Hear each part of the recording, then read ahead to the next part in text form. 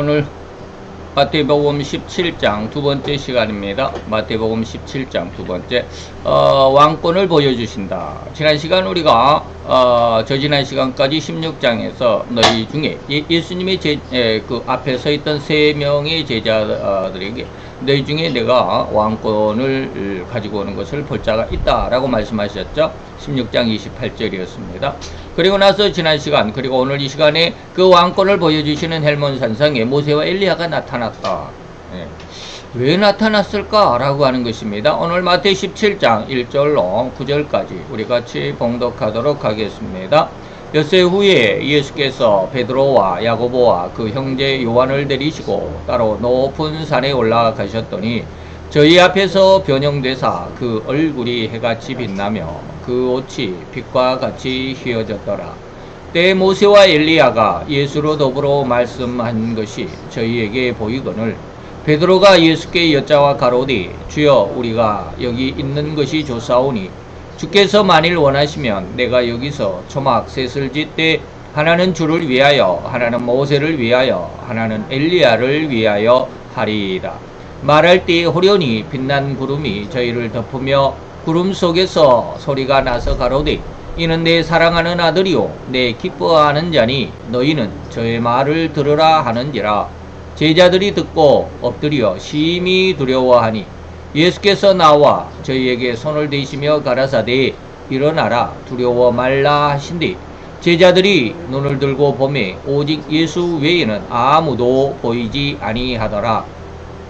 저희가 산에서 내려올 때 예수께서 명하여 가라사대 인자가 죽은 자 가운데서 살아나기 전에는 본 것을 아무에게도 이르지 말라 하시니 아멘. 오늘 이 17장 1절에서 9절까지 내용 안에서 한 7가지를 우리가 이렇게 그 제목을 붙여서 나눠봤습니다. 그래서 왜 지난 시간에는 왜 세 제자와만 동행을 해야만 했었던가라고 하는 거. 그리고 이제 오늘 두 번째는 거기에 세 사람의 모습, 다시 말하면 모세와 엘리야와 예수님. 왜 거기 모세와 엘리야가 나타났을까라고 하는 이러한 내용을 한번 우리들의 신앙 안에서 어떻게 조명을 받을지를 생각해 보도록 하겠습니다. 자, 이 세 사람은 똑같이 산에서 하나님을 만났다라는 공통점을 가지고 있습니다. 예수님도 하나님을 산에서, 모세도 그리고 엘리야도 산에서 만났다 그랬죠. 모세는 시내 산에서 하나님의 율법을 받았다. 우리가 지난 시간에 그 산이라고 하는 의미가 우리들에게 하나님의 귀한 은혜가 있을 수도 있다라는 그런 말씀을 드렸습니다. 꼭 그렇다라고는 말하지 않지만 그러나 귀한 은혜가 있는 것만은 사실이죠. 그래서 시내 산에서 하나님 여호와 하나님이 강림하시고 거기로 모세를 불러서 십계명을 주셨다라고 하는 것이고요. 엘리야도 호렙산에서 하나님을 만났죠. 그래서 열왕기상 19장 8절 9절에 보니까 엘리야가 뭡니까? 발과 아세라의 그 선지자들 400명, 450명에서 850명을 그리 시내가에서 죽이고 그로 인해서 아합 왕의 왕비였던 이세벨의 강력한 그 저주 그리고 원한으로 인해서 도망가죠. 도망가면서 이제 40주야를 행하면서 40주 40냐 40주야를 이제 그리 시내가에서 또는 저 까마귀에 물어다주는 떡과 고기로 인해서 하나님의 산 호렙에까지 이르러 갔다라고 이렇게 말합니다. 한번 잠깐만 우리가 한번 봐볼 수 있겠습니다. 어디입니까? 그 호렙산이 어디가 있는지 여러분들이 한번 찾아보시면 좋을 것도 같죠. 뭐가 이렇게 많이 나타났을까?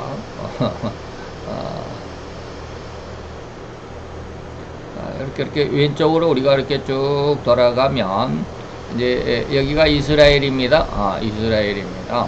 이스라엘인데 우리는 거의 호렙산이 어디가 있는지 잘 모르죠. 그래서 많은 사람들이 지금도 여기가 생트 카트린 성 카트리나 그 수도원이 있는 산입니다. 그래서 우리가 이제 세계적으로 알려진 곳이 바로 여기가 신의 산이다라고 이렇게 말하고 있습니다. 그런데 많은 학자들 그리고 우리나라의 누굽니까 얼른 이름도 잊어버렸네요. 그 장로님은 거기가 아니라 여기 이쪽 근방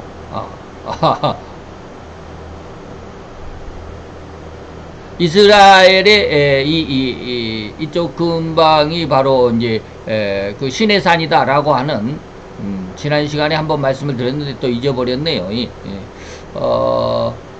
그런 곳이 있습니다. 그래서 다시 말하면 이 사우디아라비아의 북부입니다. 여기가 이렇게 생겼죠. 사우디아라비아가 꼭 이렇게 큰 장화 모양으로 이렇게 생겼죠. 어그부츠 같이 생겼는데 요르단이라고 하는 그 밑이 여기가 하얀 선이 국경선입니다. 그래서 거기에 있는 곳 이쪽 근방이 아마 호렙산이다, 시내산이다. 그리고 시내산 옆에 호렙산이다 라고 하는 것이 많이 사진에 있는데 제가 찾아놨으면 얼른 여러분들에게 보여드릴 수도 있는데 여기가 아마 여기 있습니다. 자일무사라고 하는데 자벨 로즈라고 하는 이 산을 시내산이라고 많이들 이렇게 지금 저기 뭡니까 이 세계적으로 요즘에 새로운 주장들이죠. 여기가 시내산에 가는 길이다. 여기가 시내산이다 라고 이렇게 말하고 있습니다. 그래서 그 근방에 그 아론과 모세가 시내산에 율법을 받으러 십계명을 받으러 올라갔을 때 아론이 그 금송아지를 만들었죠. 그래서 그러한 금송아지의 그런 어떤 그 음각들, 부각들이, 조각들이 그 근방 이 산 밑에 이렇게 남아 있다라고 하는 것입니다. 그리고 이제 이게 이제 그 무리바 사건에 있었던 그 모세가 바위를 지팡이로 2번 쳐서 그 사이에서 물이 흘러나왔다라고 하는 바로 이 돌입니다. 그래서 이 돌을 여기 이름이 안 나와 있네요. 자일무사라고만 나와 있습니다. 그래서 많은 사람들이 여기를 새롭게 이제 이렇게 관광도 하고 여기가 바로 그곳이다 라고 할 정도로 이렇게 많이 이야기를 하고 있습니다. 그래서 예전에는 이제 그 시나이 반도에 어디 있습니까?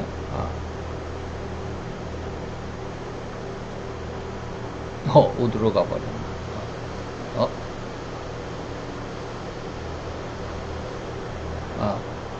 요거 이쪽으로 해봅시다. 여기가 성 카트린, 여기가 시내산이라고 하는 게 지금까지 일반적인 그 견해였는데 지금은 여기 자일무사라고 하는 이쪽 지역에 사우디아라비아 북쪽 지역에 여기가 바로 시내산이다라고 하는 새로운 주장이다라고 하는 말씀을 드렸습니다. 여기에 뉴웨이바라고 하는데 여기가 우리나라 여의도보다도 좀 큰 지역이라고 그럽니다.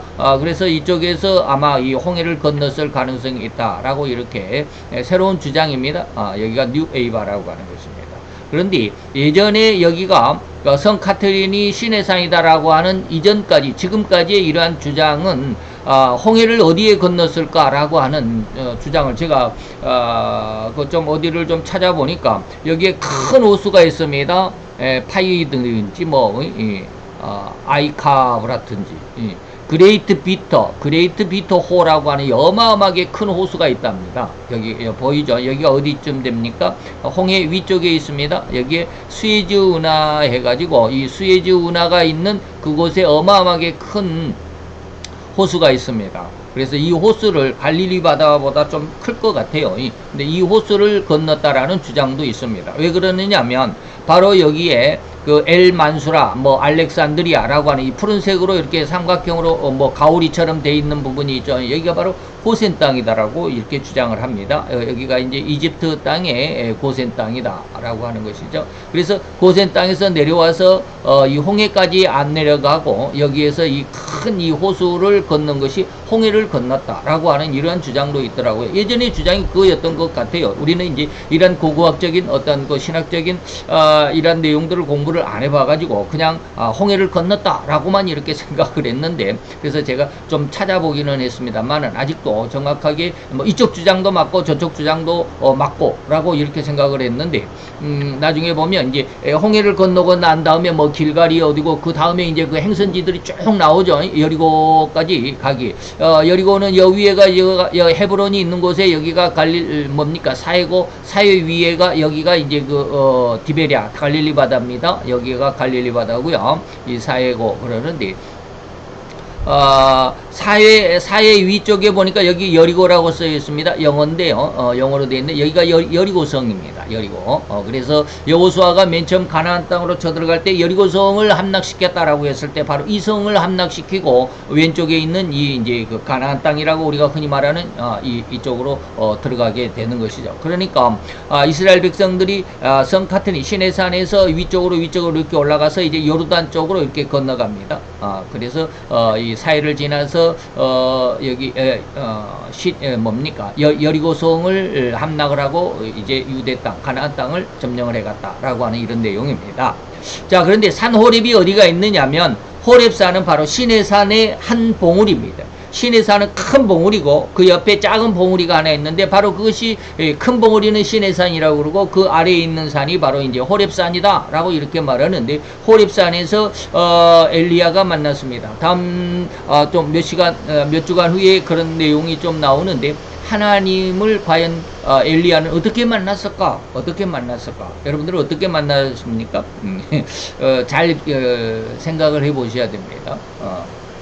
물론 어떻게 하나님을 만나는 방법이 다 각기 다양하죠. 뭐 어떤 사람은 막 그냥 통성으로 기도하다가 만나고 어떤 사람은 조용히 뭐 묵상 기도를 하다가 만나고 어떤 사람은 막 찬양을 하다가 만나고 뭐 어떤 사람은 성경을 읽다가 만나고 막 그런다고 그러죠. 과연 그런데 엘리야는 과연 아니죠. 반대로 하나님은 과연 어떤 모습에서 성도들을 만나 줬을까? 모세는 어떻게 하나님을 만났고 그리고 엘리야는 어떻게 호렙산에서 하나님을 만났던가라고 하는 것 여러분들 한번 잘 되새겨 보시기 바랍니다. 한 두 주간 후에 그 말씀이 나올 겁니다. 그리고 예수님은 변화산인 헬몬산에서 각기 하나님과 대화했다라고 하는 거. 오늘 이 시간 그 변화산 지난 시간 뭐 16장에서 말씀하시는 헬몬산 그런 그리고 오늘 이 17장 이런 내용들이 다 헬몬산에서 하나님이 나타나셔서 이는 내 사랑하는 아들이고 내 기뻐하는 자다라고 하는 이러한 하나님과의 대화, 하나님의 의도를 모세와 엘리야로 더불어서 확인하고 있는 그런 상황이 오늘 17장 내용입니다. 자, 이미 우리가 전 시간에 알아본 내용과 같이 예수님 앞에 옛날에 죽었던 모세입니다. 그래서 모세는 신광야에서 다시 말하면 신명기 34장 1절 그리고 5절 6절에 보니까 모세는 벳부올 맞은편 모압 땅에 있는 골짜기에 장사가 되었다. 그래서 모세 시체는 어디가 있는지 모릅니다. 그 유다서 계시록 성경의 맨 뒷장 계시록 바로 앞에 있는 유다서는 모세의 시체를 하나님께서 가브리엘 천사를 시켜가지고 감춰버렸습니다. 왜 감췄을까? 인간에게 혼란을 주지 않기 위해서. 그리고 왜 감췄을까? 또한 거기에는 마귀가 나타나가지고 모세의 시체를 가져가려고 했다. 뭐 그런 내용들이 있습니다. 그런 내용들을 우리가 잘 유다서를 배울 때, 뭐 다른 시간에도 유다서가 아니더라도 다른 시간에도 그런 말씀을 드리겠지만 이 시간에는 좀 너무 길어지니까 생략을 하고 어쨌든지 하나님은 가브리엘 천사를 보내서 아니죠 미가엘 천사를 보내서 사탄이 된 루시퍼가 이제 하나님 앞에 징계를 받아서 마귀가 됐죠. 그 사탄이 된 사탄과의 그 모세의 시체를 놓고 싸우게 되고 미가엘 천사가 모세의 시체를 가져다가 감춰뒀다라고 하는 것입니다. 그런데 그냥 우리는 모압 땅 골짜기에 모세를 묻었다라고 그러지만 모세의 시체가 묘는 어디 있는지 아는 자가 없다라고 이렇게 말하고 있습니다. 그 다음에 두 번째로 이제 엘리야입니다. 엘리야는 뭡니까? 죽지 않고 승천했다. 죽음을 보지 않고 천국으로 입성했다라고 하는 것입니다. 그래서 열왕기하 2장 9절로 11절에 보니까 호련히 불수레와 불말이 이 두 사람 엘리사죠. 제자 엘리사와 그리고 엘리야 이 두 사람을 격리시키고 엘리야가 회리바람을 타고 승천하여 올라갔다라고 하는 것입니다. 자, 이들은 무엇을 위해 나타났을까? 모세와 엘리야는 두 사람이 무엇을 위해 나타났다? 지난 시간에도 누가복음 9장 30절, 31절을 말씀을 드렸습니다. 예수께서 예루살렘에서 별세하실 것을 말씀하셨다. 어떻게 죽을 것인가? 왜 죽는 것인가? 라고 하는 그런 내용들입니다. 자, 이때 우리가 잘 한번 생각해 볼 수 있는 내용이 있습니다. 우리 인간이 얼마나 참 안타까운지 말이죠. 정말로 하나님을 많이 만났다. 많이라는 말은 빼고 하나님을 만났어도 여전히 인간의 어떤 사상 속에서 벗어나지 못한다라고 하는 것이 바로 이런 내용들입니다. 그래서 정말로 성령에 의한 그리고 세상을 이기는 신앙으로 성장하기가 그렇게 많이 어렵다라는 것입니다. 한번 봅시다. 예수님이 예루살렘으로 올라가서 다시 말하면 온 인류를 구원하기 위한 가장 위대하고 가장 큰 사역에 관한 내용, 다시 말하면 십자가에서 온 인류의 죄를 대신하여 죽으실 일에 대해서 예루살렘에서 별세하실 것, 십자가에서 온 인류를 대신하여 죽으실 일에 대해서 모세와 엘리야와 함께 의논했다. 자, 이 내용을 우리가 잠깐 두고 잠깐 한번 곁길로 옆으로 곁눈질 한번 해보자. 제가 지금 말씀드린 내용입니다. 자, 이렇게 다시 말하면 무슨 말이냐면 하나님을 만났어도 인간의 모습을, 죄악의 모습을 벗어버리기가 그렇게 쉽지 않다. 하나님을 만났음에도 불구하고 이런 것들을 참 주의해야 되는데 우리 인간은 그걸 모릅니다. 자, 그런 내용을 지금 말씀드리는 겁니다. 자, 이렇게 예수님의 십자가 죽음을 말씀해 주실 때 주님의 신실한 여종 마리아의 행동은 다시 말하면 여기에서 모세와 엘리야가 나타나서 예루살렘에서 별세하실 것에 대해서 이야기하는 것을 지금 세 사람이 보고 있습니다. 베드로와 요한과 야고보가 보고 있습니다. 그런데 이 세 사람은 지금 이 대화를 듣고 있으면서도 예수님이 무엇을, 이 다음에 무엇을 하실 것인지를 몰라요. 그래서 제가 여기에 마리아라고 하는 한 여종을 등장을 시켰습니다. 하나님을 만났어도 인간의 죄성을 벗어버리지 못하는 안타까운 모습이다 라고 하는 말씀을 드렸습니다. 자, 그런데 오늘 이게 주님의 신실한 여종 마리아의 행동을 한번 반대적으로 베드로와 야고보와 요한보다는 반대적으로 마리아의 행동을 한번 살펴보자. 실로 엄청나고 너무나도 멋진 것이었다. 그것은 요한복음 12장에 기록이 되어 있는데 요한복음 12장 1절로 3절에 6월절 엿새 전에 6월절 일주일 전에 예수께서 베다니 다니시다가 바로 이 마리아 그리고 마르다 나사렛의 집에 이르렀습니다. 이때 예수를 위해서 거기에서 저녁 만찬을 준비하고 있었습니다. 저녁을 잡수실 때 마리아는 지극히 비싼 향유 곧 순전한 나드 한 근을 가져다가 예수의 발에 붓고 자기 머리 위털로 그의 발을 씻겼다. 왜 씻겼을까? 세 남매, 다시 말하면 나사로와 마르다와 마리아의 집에서 예수님을 위한 잔치를 베풀었을 때 막내 동생인 마리아는 식사하시는 예수님의 뒤에서 예수님의 머리에 가장 귀한 나드향 한 근, 오늘날로 말하면 향수인데 완전히 원액이죠. 나드향 원액인데 이것이 한 근이면 예전에 제가 계산을 해드렸습니다. 요새 돈으로 약 7,500만 원 정도 된다. 오늘날 돈으로 그렇게 비싸다 나드향이. 근데 이 한 근이면 뭡니까? 뭐 한 그릇 조그마한 한 종지 이 정도 될 것 같습니다. 그런데 이 나드향 한 근을 부어서 예수님의 죽으심을 예비했다. 다시 말하면 십자가에 죽으신 시체를 위해서 장사를 위한 예식을 준비한 것이 바로 이 향유를 부은 것이다 라고 예수님이 직접 언급했습니다.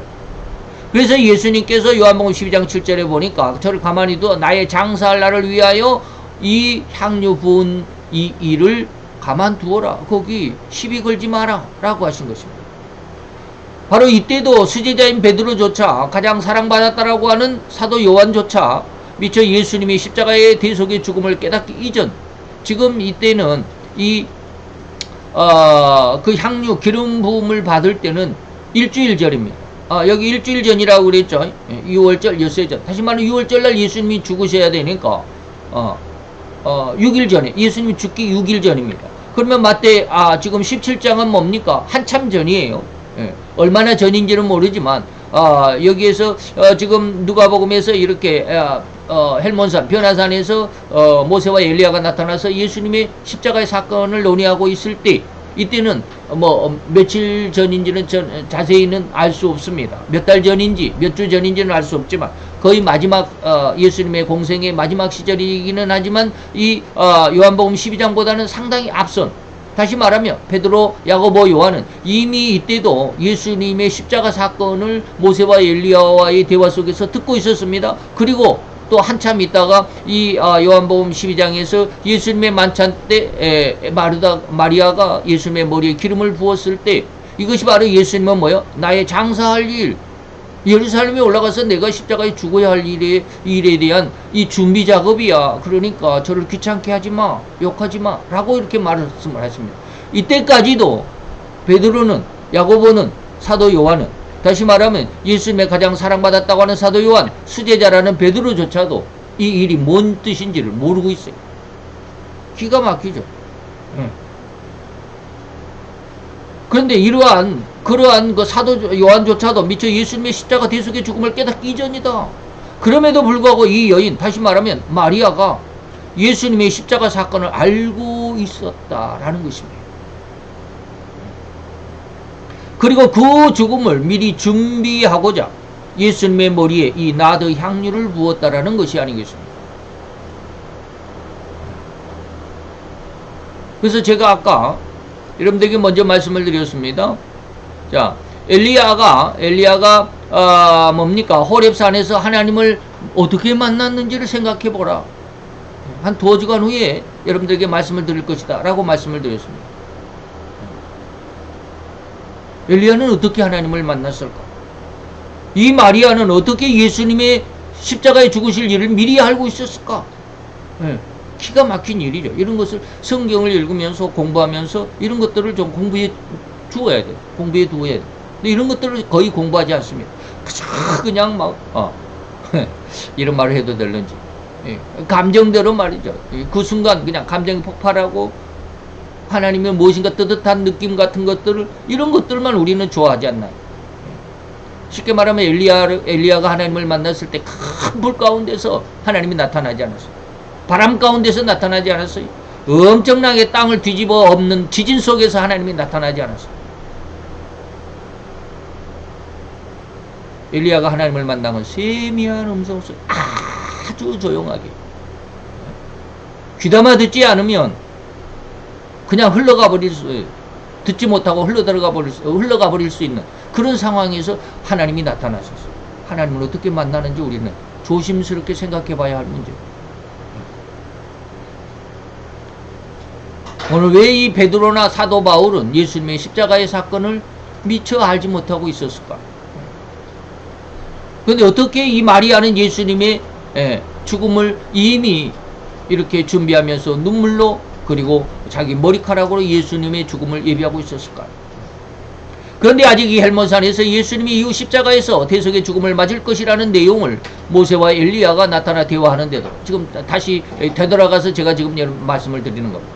그리고 이후 나사로의 집에서 이 향유를 부은 사건을 체험할 때도 베드로, 야고보, 요한, 그리고 나머지 9명의 제자들 여전히 깨닫지 못하고 있다.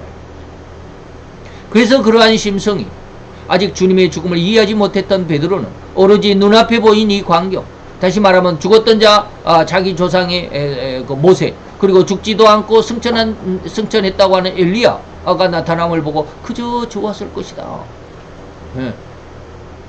신앙생활하면서 무엇인가 하나 받으면 그것이 좋아가지고 그것이 신앙의 전부인 양 생각하는, 그것이 너무너무 황홀했기 때문에 예수님에 대한 중심의 핵심, 가장 중요한 사건이 무엇인지도 그것을 생각하려고도 하지 않고 그저 그냥 지금이 좋으니까. 잠시 후에 이 다시 내용을 다시 설명하겠지만 이 순간 베드로는 그것에 초막셋을 짓고 영원히 살고 싶었던 그러한 상황. 주님을 아직 보내드리고 싶지도 않았던 그러한 너무나도 유치한 인간적인 심정에서 벗어나지 못한 상황일 뿐이라고 해야만 할 것입니다. 어린아이가 아빠의 손을 붙잡고 아빠가 옆에 있으면 끝까지 있어 주기만을 바라는, 자기가 성장해서 자기가 이제 독립해야 하는 그러한 상황임에도 여전히 아빠 손만 붙잡고 있는 그런 상황이 돼서는 안 되겠다 이 말입니다. 지금 베드로가 그런 상황이야. 조금 전, 다시 말하면 마태 16장에서 주님의 죽으실 것을 예고하면서 예고하는 그 겟세마네 동산에서 주여 그리 마옵소서 라고 했다가 사탄아 내 뒤로 물러가라라고 책망을 받았습니다. 잠깐의 시간이 지나, 그 사건이 있은 잠깐의 시간이 지났음에도 그 일을 까마득히 베드로는 잊어버리고 있어. 여기가 너무 좋습니다. 초막셋을 짓고 여기서 같이 삽시다. 또한 모세는 죽은 성도의 대표라고 할 수 있었습니다. 그리고 엘리야는 죽지 않고 승천한 성도를 대표한다라고 해석할 수 있습니다. 이제 조금 다른 모습으로 여러분들에게 설명해 드립니다. 본론으로 돌아와서 이 말입니다. 그리고 예수님은 이 둘을 다 주장하는 대표로 그때 존재하시는 모습, 다시 말하면 예수님은 살아있는 생명과 죽음까지도 주장하시는 만왕의 왕의 권세를 지금 이 제자들 앞에 보여주고 있습니다. 그런데 그 권세가 왕의 권세라는 걸 베드로는 모르고 있다. 거기 함께 있었던 물론 요한이나 야고보 역시 마찬가지지만 말이죠. 이 상황에서 예수님을 중심으로 나타난 이 두 사람과의 관계 상황을 보면 세상에 계시는 분이 하늘에 있는 사람들을 만나고 있으니 예수님의 실존이 어디냐? 하늘의 근본을 두고 있다. 세상을 살아가지만 예수님은 하늘의 근본을 두고 있는, 하늘과 능히 소통할 수 있는, 그러면서도 그것을 주장할 수 있는, 그것으로 해석할 수 있습니다. 그래서 주님은 인간이 살아있으며 살아가는 금세뿐만 아니라 또한 모세의 의미에서 죽었으나 부활시킬 수 있는, 그래서 요한 11장 25절 요한복음 11장은 부활장입니다. 우리가 너무나도 잘 알죠. 나는 부활이고 생명이니 나를 믿는 자는 죽어도 산다. 이 말은 너무나도 잘합니다. 우리가 죽어도 산다라고 하죠. 그러나 26절은 잘 해석을 잘 못합니다. 그죠? 살아서 나를 믿는 자는 영원히 죽지 않을 거야. 25절은 해석을 잘하는데 26절은 해석을 잘 못합니다. 예수를 믿어도 믿고 죽으면 죽어도 죽는다 할지라도 이제 천국으로 다시 부활한다라고 하는 것이라고 잘 알고는 있지만 살아서 나를 믿는 자는 영원히 안 죽는다. 아, 우리가 안 죽나? 그래서 모세와 엘리야가 함께 나타난 이 현장의 모습을 통해서 하나님의 진의를 읽어낼 수 있어야만 합니다. 그래서 성경을 많이 읽고 성경 공부를 많이 해야 된다. 진정한 성경 공부를 많이 해야 된다. 엉뚱하게 하면 안 되고. 다시 말하면 예수님은 산자는 물론 이미 죽은 자까지라도 함께 구원하실 수 있는 그런 분이라는, 다시 말하면 만왕의 왕인 예수라는 것을 알려주고 있다. 그래서 이 요한복음 11장 25절 26절은 잠시 후에 다시 한번 설명해 드리겠습니다. 그런데 지금은 요한복음을 해석하고 설교하는 시간은 아니지만 이 제시한 구절을 정확하게 해석하고 깨달아야 할 필요가 있기 때문에 잠깐 여러분들에게 의미를 한번 설명해 드리도록 하고 넘어가겠습니다. 25절에 보니까 너희가 나를 믿는 자는 죽어도 산다 라고 하는 것은 우리가 다들 쉽게 이해할 수 알아챌 수 있는 그런 내용이라고 생각하고 있죠. 방금도 제가 그런 말씀을 드렸습니다. 아, 나는 예수를 믿으니까 죽어도 이제 천국으로 부활할 수 있다, 살아날 수 있다 라고 이렇게 그렇게 알고 있는 부분이 대부분입니다. 그래서 제가 그렇게 설명을 했습니다. 그러나 내용은 그것이 아니다 라는 것입니다. 진짜 내용은 그런 뜻이 아니다. 나를 믿는 자는 죽어도 살겠다. 야, 우리가 그 다음 절에 보면 그럼 내가 예수를 살아서 믿지 내가 죽어서 믿나? 그죠? 말이 안 되는 거죠. 그래서 이렇게 생각하는 게 옳으냐 이 말입니다. 그러나 지금 세간에서 해석하고 있는 내용은 절대로 틀렸다라는 점을 먼저 전제하고 이제 올바른 해석을 해드리겠다. 즉 세간에서 이 구절을 해석하는데 예수를 믿는 신자라고 해석을 합니다. 나를 믿는 자, 예수를 믿는 자는 죽는다, 육신은 죽는다 할지라도 그 영혼은 천국으로 부활한다. 이렇게 해석하는 것이죠. 얼핏 생각하면 이것이 당연한 해석이라고 생각하겠습니다. 그러나 이 25절은 잠시 해석하기 전에 26절을 먼저 봅시다. 26절을 방금 제가 말씀을 드렸습니다. 살아서 나를 믿는 자는 영원히 죽지 않는다. 이렇게 이야기했으니 이 의미가 무엇일까? 아니, 신자들이 예수님을 믿는다라는 의미는 살아있을 동안이, 다시 말하면 육신의 삶을 살아가는 동안에 주님을, 그리고 예수님의 십자가 대속을, 그리고 그 보혈을 믿는 것이지 죽은 다음에 믿는 것이 아니잖아. 그죠? 그리고 살아있던 동안에 예수를 믿는다면 영원히 죽지 않는다라는 말은 또 어떻게 해석해야 한단 말인가? 이 뒤에 이 말이 없으면 다행이에요. 없으면 25절이 나를 믿는 자는 죽어도 산다. 예수를 믿었으면, 예수의 십자가의 대속을 믿었으면 육신의 생명은 죽는다 할지라도 천국으로 부활한다라는 말이 맞아요. 이 말이 없으면. 살아서 나를 믿으면 너희가 죽어도 산다 이렇게 말을 하면 맞는다 이 말이에요. 그런데 뒤에 26절에 뒤에 뭐가 있어요? 영원히 죽지 않는다. 이 말이 골치 아프다. 이 말을 해석을 못한다. 자, 그냥 영원한 생명이요, 영원한 천국으로 입성한다는 의미로 해석해야 한단 말인가? 25절처럼 이 죽어도 산다라는 게 그것이 그런 해석이 옳다라는 말인가? 그러면 굳이 25절과 무엇이 26절이 다르다는 말인가?